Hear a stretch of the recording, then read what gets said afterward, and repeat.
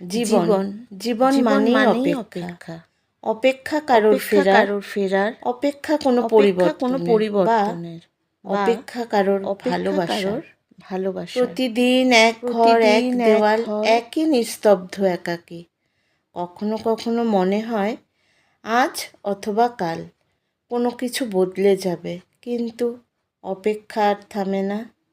অপেক্ষা এক অদ্ভুত সেতু, যা আমাদের আশা আর বাস্তবতার মাঝে বাঁধে। এখানে সময় থেমে থাকে, শুধু স্বপ্নগুলো এগিয়ে চলে নীরবে। কারণ কখনো কখনো অপেক্ষাই জীবনের একমাত্র সত্য।